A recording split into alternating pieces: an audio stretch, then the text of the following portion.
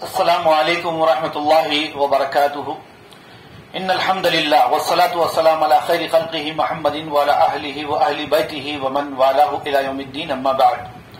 محترم حاضرین و ناظرین، میں ڈاکٹر سید آصف عمری MPC رقیہ گروپ سے آپ تمام کا استقبال کرتا ہوں۔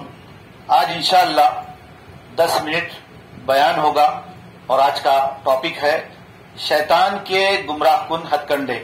انشاءاللہ اس لیکچر کے بعد رقیہ شریعہ ہوگی، اس لیے تمام شرکاء سے، حاضرین سے، مرد و خواتین سے گزارش ہے کہ خاموشی کے ساتھ ان باتوں کو سماعت کریں۔ اس کے بعد دعا ہوگی، دعا میں بھی بالکل خاموشی کے ساتھ سماعت کریں۔ انشاءاللہ اللہ تعالی ہماری حاجتیں، ہماری ضرورتیں پوری کرے گا۔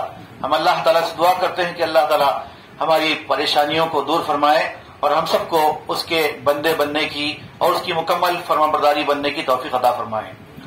تو محترم حاضرین، میں نے آج آپ کو اپنا عنوان پیش کیا کہ شیطان کے گمراہ کن ہتھ کنڈے۔ پہلی بات تو یہ ہے کہ شیطان کبھی ہمارا خیر خواہ نہیں ہو سکتا۔ وہ ہمارا ازلی دشمن ہے، ہمارے باپ آدم علیہ السلام کا دشمن ہے۔ اللہ تعالیٰ نے قرآن کریم میں شیطان کے بارے میں فرمایا اِنَّهُ لَكُمْ عَدُوٌّ مُبِينٌ، شیطان تمہارا کھلا دشمن ہے، فَاتَّخِذُوهُ عَدُوًّا، اس کو دوست نہیں دشمن ہی بنا کر رکھو۔ لہذا ہم اگر یہ چاہتے ہیں کہ ہماری زندگی اللہ تعالیٰ کی فرمانبرداری میں گزرے اور ہماری پریشانیاں دور ہوں، ہماری مجبوریاں، پریشانیاں، بیماریاں ہم سے دور ہو جائیں، تو اس صورت میں ہمارے لیے کچھ اصول ہیں، اللہ تعالیٰ نے اسے مقرر فرمائے ہیں، اس کی پابندی کریں گے تو انشاءاللہ اللہ تعالیٰ ہماری ہر پریشانی کو دور فرمائے گا۔ دوسری بات یہ کہ انسان کو گمراہ کرنے کے لیے اس نے بہت سارے حربے، بہت ساری ہتھیار تیار کر رکھے ہیں۔ عموماً لوگ جو ہے اپنے ظاہری دشمن کو تو جانتے ہیں، اس کا بدلہ لیتے ہیں، اس سے انتقام لیتے ہیں۔ اگر کسی اپنے ساتھی سے، اپنے بھائی سے، اپنے رشتہ دار سے یا اڑوس پڑوس سے کوئی نوک جھوک ہو جاتی ہے، کوئی لڑائی جھگڑا ہو جاتا ہے تو فوری انتقام کی آگ میں ہم جلتے ہیں اور اس سے بدلہ لینے کی بھاونا ہمارے دلوں میں جاگ اٹھتی ہے، جس کی وجہ سے ہم جو ہے ایک طاق میں رہتے ہیں کہ اس سے بدلہ لیں اور موقع کی تلاش میں رہتے ہیں، لیکن یہ نہیں جانتے کہ ہمارا سب سے بڑا، سب سے ازلی اور کھلا دشمن وہ ہے شیطان۔ شیطان کو جو لوگ پہچان لیتے ہیں، اکثر جو ہے لوگ شیطان کو نہیں پہچانتے۔ اس سے پہلے بھی میں نے ایک لیکچر دیا تھا شیطان کا انٹروڈکشن پر، شیطان کا تعارف بتاتے ہوئے کہ اس کی جگہ کیا ہے اور اس کے جو ہے کام کیا ہوتے ہیں، اس کے کھانے پینے کی چیزیں کیا ہوتی ہیں، وہ کہاں رہتے ہیں۔ یہ ساری چیزیں میری کتاب میں، یہ میری کتاب ہے، چاہے تو آپ اسے حاصل کر سکتے ہیں، پریشانیوں کا علاج، اس میں ساری تفصیلات موجود ہیں۔ تو میں بتا رہا تھا کہ شیطان کے گمراہ کن ہتھ کنڈے، آج 15 ہتھ کنڈے اس کے بتاؤں گا۔ ان سے آپ مکمل احتیاط کریں تو انشاءاللہ آپ میں اللہ تعالیٰ کی طرف سے مدد ملے گی، نصرت آئے گی، آپ کے ہر کام بنیں گے اور شیطان جو ہے آپ کا کچھ نہیں بگاڑ پائے گا۔ اس کی یہی کوشش ہوتی ہے کہ اللہ کے بندوں کو جہنم کی طرف لے جائیں، دوزخ کی آگ میں جھونک دیں۔ اس کے گمراہ کن ہتھ کنڈے بہت سارے ہیں، اتنے ہیں کہ اس کو آپ سمجھنے کے لیے ایک اور مشہور و معروف کتاب ہے، ایک کتاب کا نام ہے تلبیس ابلیس۔ تلبیس ابلیس کا مطالعہ کیجئے تو آپ کو انشاءاللہ اس کتاب سے معلوم ہوگا کہ کس کو کیسے کیسے گمراہ کرتا ہے، ایک مولوی کو کیسے گمراہ کرتا ہے، بیوی کو کیسے گمراہ کرتا ہے، شوہر کو کیسے گمراہ کرتا ہے، لیڈر کو کیسے گمراہ کرتا ہے، جاہل کو کیسے گمراہ کرتا ہے، اولاد کو کیسے گمراہ کرتا ہے، ایک پروفیشنل کو کیسے گمراہ کرتا ہے۔ یہ ساری چیزیں آپ کو اس کتاب میں ملے گی انشاءاللہ۔ تو سب سے پہلا جو اس کا ہتھ کنڈا ہے، حق کو باطل کی شکل میں پیش کرتا ہے۔ یہ شیطان کی سب سے پہلی خصوصیت ہے۔ قرآن میں اس تعلق سے اللہ تعالیٰ نے فرمایا فَزَيَّنَ لَهُمُ الشَّيْطَانُ أَعْمَالَهُمْ، شیطان لوگوں کو برے کام اچھے بنا کر پیش کرتا ہے اور لوگ یہ سمجھتے ہیں کہ یہ ہمارا خیر خواہ ہے، ہم کو اچھی بات بتا رہا ہے، کیونکہ وہ نظر تو نہیں آتا لیکن آپ کے سامنے دنیا کو ایک بہترین خوبصورت شکل میں پیش کرتا ہے۔ اس کی تفصیل آپ کو سورۃ الحجر آیت نمبر 40 میں ملے گی۔ نمبر 2، حرام کاموں اور خلاف شریعت کاموں کو فلسفہ اور منطق کے ذریعے حلال اور جائز بنا دیتا ہے، یعنی شریعت نے جو چیزیں حرام کی ہے اس کو حلال کرا دیتا ہے۔ جیسے ہندوستان ہمارا یہ ملک جو کہ ابھی اس پر ہم اس کو کوئی ایک نام نہیں دے سکتے. یہ مکمل دارالاسلام بھی نہیں ہے، مکمل دارالکفر بھی نہیں ہے، اور نہ ہی دارالحرب ہے. یہ دارالمعاہدہ ہے.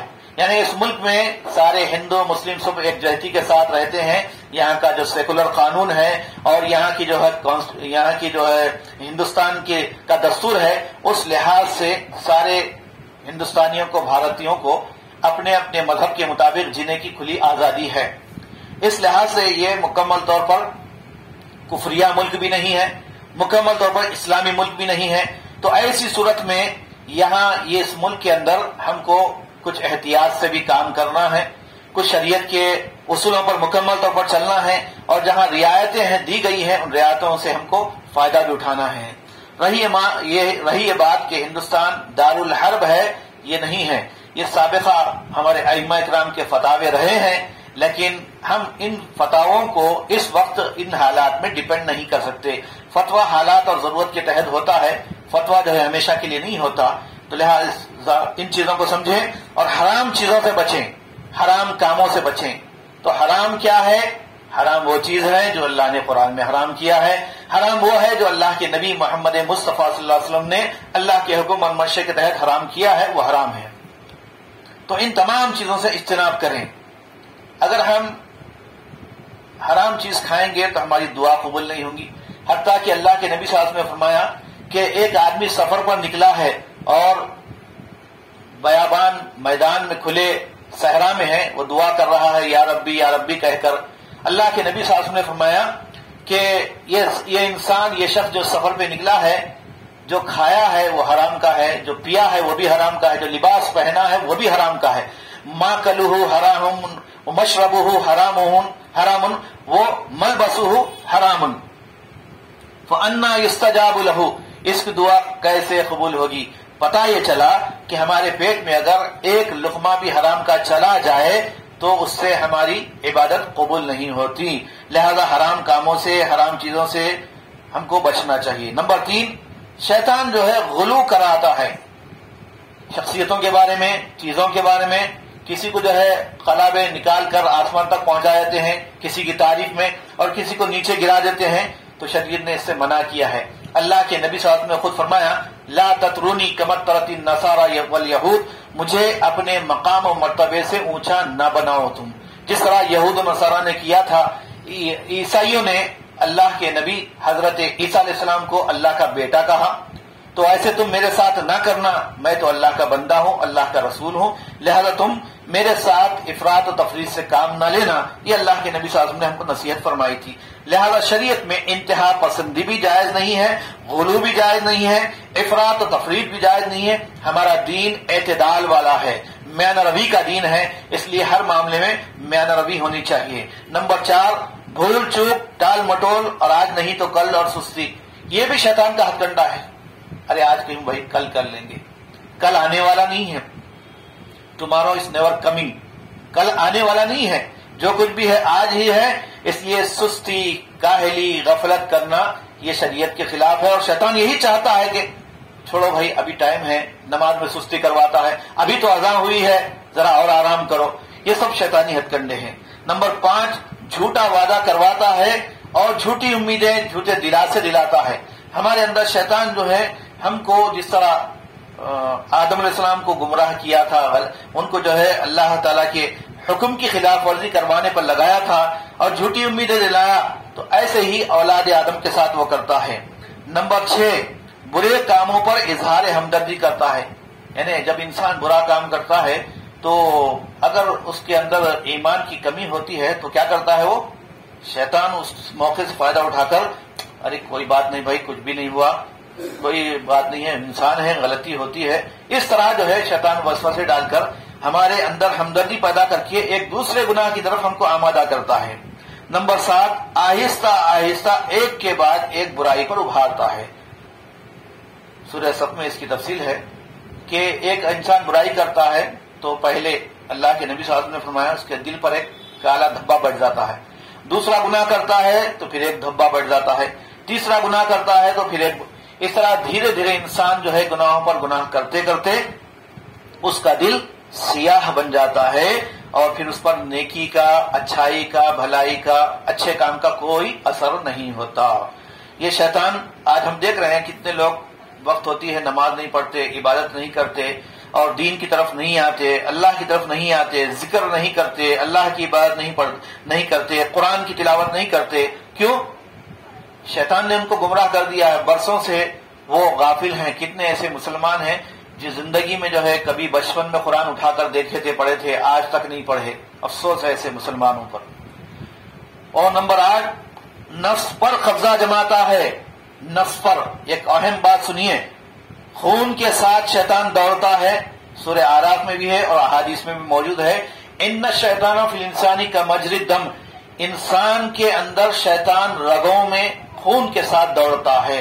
اس سے معلوم یہ ہوا کہ انسان کا جو خون ہے وہ خون کے اندر جو خرابی آتی ہے، اس لیے اللہ کے نبی صلی اللہ علیہ وسلم نے حجامہ کروانے کا حکم دیا تاکہ شیطانی اثر کم ہو اور شیطان کے جو اثرات خون کے ذریعے سے جسم کے اندر وارد ہوئے ہیں یا جسم میں داخل ہوئے ہیں وہ اس کو پیوریفائی کیا جائے اور اس کو حجامہ کے ذریعے سے نکال دیا جائے۔ اس لیے اللہ کے نبی صلی اللہ علیہ وسلم نے اس کو امت پر حجامہ کروانا سنت لازم کیا ہے۔ نمبر 9، شکوک و شبہات میں ڈالتا ہے، یعنی شک کے کاموں میں انسان کے اندر شک اور شبہ پیدا کر دیتا ہے۔ جیسے مثال کے طور پر ایک حدیث میں ہے کہ شیطان انسان کے پاس آتا ہے، وسوسے ڈالتا ہے اور گمراہ کرتا ہے اور اس کو شکوک میں ڈال دیتا ہے کہ بھائی تم کو کس نے پیدا کیا، سوال ڈالتا ہے دل میں۔ پھر انسان جواب دیتا ہے اس کا دل ہی دل میں کہ اللہ نے پیدا کیا ہے، تو پھر شیطان ایک دوسرا سوال ڈالتا ہے، پھر اللہ کو کس نے پیدا کیا۔ ایسا جب سوال تمہارے دل میں آئے تو سمجھو کہ یہ شیطان کی طرف سے ہے، یہ وسوسہ، یہ شک، یہ شبہ، اللہ تعالیٰ کو کسی نے پیدا نہیں کیا۔ لم یلد ولم یولد، اس کو کوئی پیدا کرنے والا نہیں ہے، وہ ہمیشہ سے ہمیشہ رہنے والا ہے، اس کی کوئی آل اولاد نہیں ہے۔ نمبر 10، شراب، جوا، بت پرستی اور حرام کاری میں ڈالتا ہے۔ اس کی تفصیل سورہ مائدہ آیت نمبر 90 اور سورہ ابراہیم آیت نمبر 35 میں آپ دیکھ سکتے ہیں۔ نمبر 11، جادو کے ذریعے شوہر بیوی کے درمیان جدائی کراتا ہے۔ یہ بہت ہی برا عمل ہے جو آج ہم اپنے معاشرے میں دیکھ رہے ہیں کہ شیطان میاں بیوی کے اچھے زندگی کو جو ہے برے ماحول کی طرف ڈال دیتا ہے، وسوسے ڈالتا ہے۔ کبھی جو ہے چھوٹی چھوٹی بات کو بات کا بتنگڑ بناتا ہے اور شوہر بیوی پر، بیوی شوہر پر جو ہے شک کرنے لگتی ہے ایک دوسرے پر۔ اس طرح ان کی زندگی میں ناچاقیاں آ جاتی ہیں، دوریاں آ جاتی ہیں، حتیٰ کہ طلاق واقع ہو جاتی ہے۔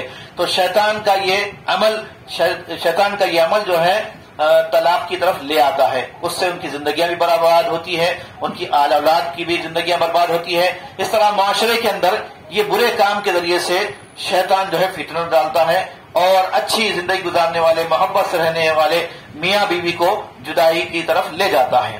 تو اس سے بھی ہم کو اجتناب کرنا چاہیے کہ جب میاں بیوی میں لڑائی جھگڑا ہو تو سمجھ جانا چاہیے کہ یہ لڑائی جھگڑے شیطان کروا رہا ہے۔ بعض وقت غصے میں آ کر شوہر بھی اپنی بیوی کو بہت کچھ بول دیتا ہے، بیوی بھی بول دیتی ہے، بعد میں افسوس ہوتا ہے، تو سمجھو کہ یہ شیطان نے تمہارے اندر فتنہ مچانے کے لیے، لڑانے کے لیے ایسی بات دل میں ڈالی تھی، لہذا اس سے اجتناب کریں۔ نمبر 12، نفس، دل اور دماغ تک انسان کے اندر کیسے پہنچتا ہے۔ انسان کی کچھ کمزوریاں ہیں، ویک پوائنٹس ہیں، اس کو ذہن میں رکھیں۔ یہ کمزوریاں جب ہمارے اندر آ جائے گی تو سمجھو شیطان ہمارے اندر حاوی ہوتا ہے، ہمارے اندر داخل ہوتا ہے، ہم پر اپنا شکنجہ جماتا ہے اور ہتھ کنڈے استعمال کرتا ہے۔ نمبر 1، نا امیدی۔ نمبر 2، تکبر اور غرور۔ نمبر 3، ظلم و تشدد۔ نمبر 4، زیادتی۔ نمبر 5، ناحق انکار کرنا، یعنی حق کا جانتے ہوئے انکار کرنا۔ اور نمبر 6، ناشکری کی زندگی گزارنا۔ نمبر 7، جلد بازی، عجلت کرنا۔ نمبر 10، حماقت کی زندگی گزارنا۔ نمبر 11، بخیلی اختیار کرنا۔ نمبر 12، لالچ میں مبتلا ہو جانا۔ اور نمبر 13، حرص کرنا۔ اور نمبر 14، لڑائی جھگڑے کرنا۔ نمبر 15، شک و شبہ کرنا۔ نمبر 16، جہالت کی زندگی گزارنا۔ نمبر 17، غفلت اور غافل ہو جانا، نمازوں سے غافل، ذکر سے غافل، دین سے غافل، آخرت سے غافل، قبر سے غافل، اور جھوٹ کے عادی بن جانا، ہر وقت جھوٹ ہی جھوٹ بولتے رہنا۔ اور جھوٹ بولنے کے لیے انسان کے پاس ایک آلہ آ گیا ہے، جھوٹا آلہ سیل فون ہے، وہ آج اچھے اچھے سچے لوگوں کو اس نے جھوٹا بنا دیا ہے. گھر میں رہتے ہیں، بولتے ہیں کہ میں گھر میں نہیں ہوں. تو یہ ہمارے اچھے استعمال کے لیے ہے، لیکن ہم کیا کرتے ہیں؟ فون سے غلط استعمال کرتے ہیں. تو یہ جھوٹ کے لیے بھی استعمال ہوتا ہے. تو جھوٹ نہیں بولنا چاہیے. بے صبری کی زندگی نہیں گزارنا چاہیے. لوگ چاہتے ہیں منٹوں میں علاج ہو جائے، ایسے فٹ فٹ جو ہے انسان جو ہے اپنے قدموں پہ کھڑا ہو جائے، بیماری رفو چکر ہو جائے. تو یاد رکھیے اللہ تعالیٰ ایمان والوں کو آزماتا ہے، مصیبتوں میں مبتلا کرتا ہے، تبھی جا کر جنت ملتی ہے. لہذا ان سرکشی کے کاموں سے یہ تمام شیطان کے ہتھ کنڈے ہیں، اس سے بچیں. نمبر 13، گیت سنگیت اور موسیقی، میوزک یہ شیطانی ہتھیار ہے. جہاں میوزک ہوگی وہاں شیطان ہوگا، جہاں پر موسیقی ہوں گی، سنگیت ہوں گی، وہاں شیطان آئے گا اور انسان کو جو ہے انسان کے اوپر حاوی ہو کر اس کو اللہ کی عبادت سے، ذکر سے غافل کر دے گا. نمبر 14، شریعت کی پابندی میں سستی، لاپرواہی. نمبر 15 اور آخری، وسوسے اور برے خیالات ڈالنا. یہ تمام چیزیں جو میں نے آپ کے سامنے ذکر کی ہے، ابھی 16 منٹ ہو چکے ہیں، اس لیے میں اپنی بات ختم کرتا ہوں اور اللہ تعالیٰ سے دعا کرتا ہوں کہ رب العالمین ہم سب کو صحیح معنی میں قرآن و سنت کی تعلیمات پر عمل پیرا ہونے اور شیطان کی گمراہیوں سے، شیطانی ہتھ کنڈوں سے بچنے اور محفوظ رہنے کی توفیق عطا فرمائے. آمین. وآخر دعوانا الحمدللہ رب العالمین.